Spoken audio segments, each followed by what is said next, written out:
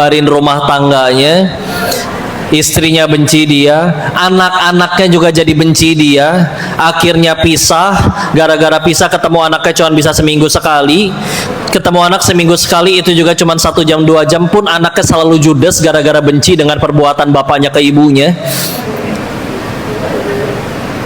Dan gara-gara anak perempuannya benci ngelihat kelakuan bapaknya, naudzubillah anaknya tergelincir LGBT. Serius rela dengan kehancuran dan keribetan segitu rujitnya hanya demi nikmat yang berapa belas menit itu. Hei kalian yang akunya paling berlogika, akalmu di mana? Ya, gak worth it. Kok di luar banyak wanita cantik? Nabi udah bilang, kamu di luar ngelihat yang cantik, pulang cari istrimu, sama aja, daging-daging juga. Ya mungkin beda aroma dikit nggak apa-apa lah.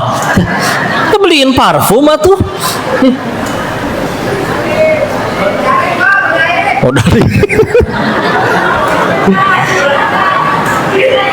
udahlah, nggak worth it. Serius. Ya.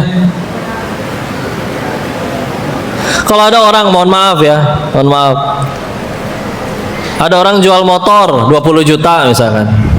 Ada orang nyewain motor 1 jam 20 juta. Terus dia malah lebih pilih nyewa daripada beli. Bodoh nggak? Bodoh atau beli dapat 20 juta. Ini keluar duit lebih gede. Tapi cuman sewa 1 jam. Itu aja bisa dikatain bodoh. Apa bedanya dengan dia, mohon maaf ya, demi ngejar kenikmatan yang jadi dosa itu cuman berapa belas menit.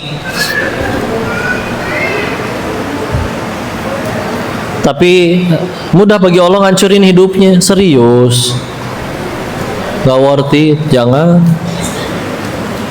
Jaga diri. Dan akan lebih mudah kalau kita kenal sama Allah, ma'rifatullah lagi. Ya, jangan.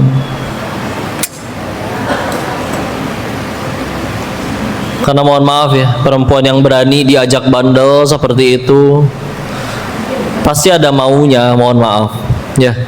Ketika yang dia mau dari diri kitanya sudah hilang, apa sih kita bisa pertahanin apa? Duit mudah kapan aja Allah ambil. Jabatan, kalaupun nggak ditangkap KPK tetap ada masa berakhir. Nggak, Firaun juga jabatannya berakhir juga kok. Nggak mungkin seumur hidup jadi raja. Terus gimana ya? Mohon maaf ya Bapak, kalau kalian kenal di luar sana bapak-bapak yang masih ke tempat hiburan malam, di tempat hiburan malam perempuannya kerja apa, dan emang udah kerjaannya untuk manjain dan merhatiin Bapak. Terus kalian itu ketulusan, kan bodoh sekali gitu. Ketahuan Bapak nggak bisa ngasih handphone terbaru lagi, jadi tinggal. Udahlah. Ini ada adik, maaf nih jadi bahas kayak ginian ya. Ibu-ibu sih menjiwai banget, nyalahin lagi ya. Enggak, ini ngajarin kita pikir panjang ya. Jangan lakuin sesuatu yang pokoknya kalau udah jelas-jelas Allah larang, kita lakuin, pasti kita yang dapat kena batunya nanti. Jangan mau. Jangan mau. Kata Allah jangan riba, padahal gara-gara riba kita bisa bawa pulang motor loh dengan duit 1.500.000, tinggal DP doang. Tapi demi Allah, masa hukuman lebih beratnya akan lebih datang nanti. Ya, aduh ya Allah, jangan mau. Ya, maka tadi ayo kenal Allah. Ya, satu dunia nurut semua juga Allah nggak dapat komisi kok. Yang untung kitanya yang nurut. Satu dunia ngaco semua juga Allah nggak rugi, kita yang rugi. Mendingan nurut ya. Satu manusia rugi merasa stres karena satu tidak tahu harus berbuat apa. Obatnya ilmu. Silakan belajar, carilah ilmu ya. Balik lagi ke pemuda tadi ya, mohon maaf.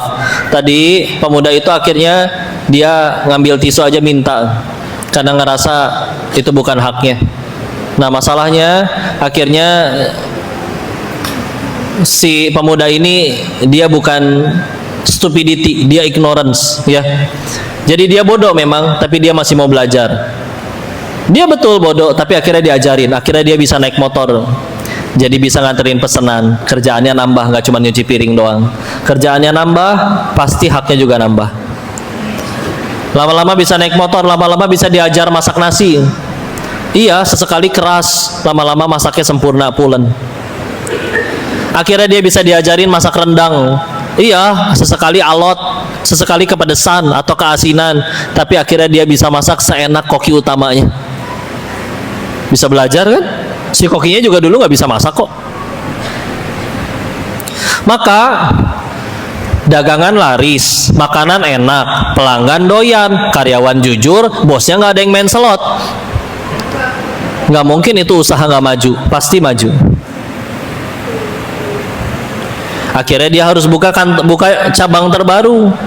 Daripada nyari orang lain yang nggak tahu jujur atau enggak, ini ada pemuda yang udah ikut dia hampir 10 tahun, tapi selembar tisu aja nggak berani nyolong. Masa iya nggak dikasih kesempatan, Pak? Di hari ini, si pemuda itu sudah punya 8 restoran nasi Padang sendiri.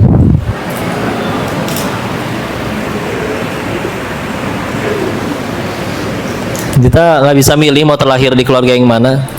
Si pemuda itu juga nggak bisa milih, kalau bisa orang tuanya nggak meninggal waktu SMP. Tapi kan kita bisa milih mau berbuat apa, mau jadi orang kayak gimana. Adek, gampangnya bayangin kayak gini ya. Kumpulin duit seplanet bumi. Duit kalian manusia seplanet bumi dikumpulin, semuanya taruh di satu ember. Nggak usah bayangin embernya segede apa ya. Ya. Kumpulin duit seplanet bumi, kumpulin taruh di satu ember. Terus setelah dikumpulin, bagikan lagi sama rata ke semua orang. Maka misalkan ada orang yang tadinya, misalkan masing-masing dapat 30 juta. Jadi yang duitnya triliunan, miliaran jadi punya duit 30 juta lagi. Yang tadinya banyak utang jadi punya duit 30 juta lagi. Restart, ulangi semuanya dari awal. Tahu apa yang akan terjadi 10 tahun lagi? 10 tahun lagi akan tetap ada orang yang jadi milioner lagi, akan tetap ada orang yang banyak utang lagi. Tunggu aja. Ya. Apa yang bedain? Orangnya. Yuk kita mau jadi orang seperti apa? Mau jadi orang yang tukang nyinyir? Tiap kali ada yang dapat kebaikan kita sirikin, kita julitin. Silakan. Tapi tahu-tahu umur kalian udah 45, kok mereka teman-teman saya udah punya ini itu, aku malah punya banyak utang. Ya iyalah, mereka sibuk berkarya dan berbuat, kita sibuk nyinyirin orang. Tiap orang dapat kebaikan, wih dia handphonenya baru bagus, Allah paling menang nyolong. Wih dia sekarang sukses, iya paling ngejilat bosnya. Gitu aja, selalu nggak suka sama keuntungan orang, ngeremehin bawaannya.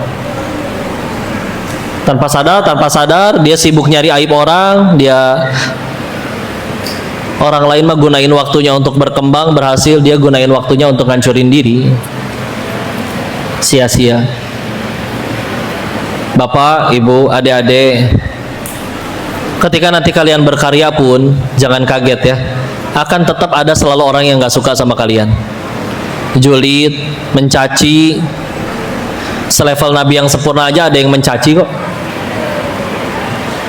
Ketika suatu saat kalian dicaci, di postingan kalian, di siaran langsung kalian, di dakwah kalian, ya, caranya gimana kita nyikapinnya? Kita dengerin orang, itu harus pilih-pilih. Semua orang boleh buka mulut, betul gak? Tapi nggak semuanya pantas kita denger dong. Gimana cara bedain orang yang pantas kita dengar atau nggak pantas kita dengar? Orang yang betulan berkualitas, dia guru yang hebat, yang bijak, yang baik, yang berilmu. Kalau dia betulan orang hebat, dia nggak akan punya waktu buat julitin kita. Kalaupun dia pengen nasehatin, pasti lewat DM atau ngajak ketemu, baik-baik, pakai adab. Itu orang baik betulan. Makanya suatu saat kalian posting, dakwah, berkarya, Allah, ada yang julid, kayak istilah nggak perlu didengar. Orang yang baik betulan, dia akan sibuk berkarya, sibuk berbuat baik, gak akan punya waktu buat nyari siaran langsungnya orang, nyari postingannya si ibu itu buat saya pakai akun bodong nanti caci maki. Ngapain? Segitu effortnya. Kalau kalian punya haters, pembenci,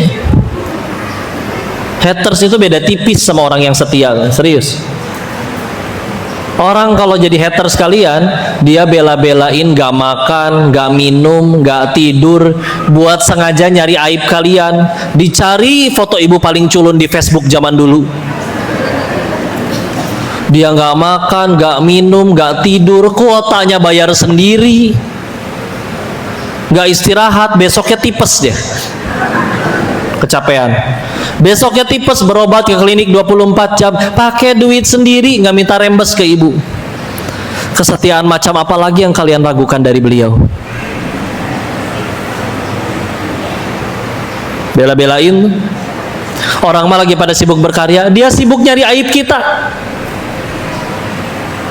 Tapi kan nanti aib kita ketahuan, diumbar. Gara-gara diumbar saya jadi tahu apa kekurangan saya. Berarti itu yang harus saya perbaiki. Jujur, kapan kita bertambah baik kualitas dirinya? Ketika selalu dipuji padahal jelas-jelas salah, atau dikoreksi meskipun pahit? Pujian atau koreksi? Koreksi. Dia dapat aib kita, dan aib itu betulan ada pada diri kita. Tugas kita ya perbaiki aib itu. Ngapain ngambek ke dia? Tapi aibnya nggak pernah kita perbaiki. Dan kita kadang susah ngelihat punggung sendiri, betul? Tapi orang kan kadang bisa lihat punggung kita. Jadi bisa jadi ada kekurangan kita yang kita sendiri nggak tahu. Dibongkar sama dia, berarti alhamdulillah. Kalau kita dikoreksi terus malah ngambek, berarti tujuan kamu ngaji apa?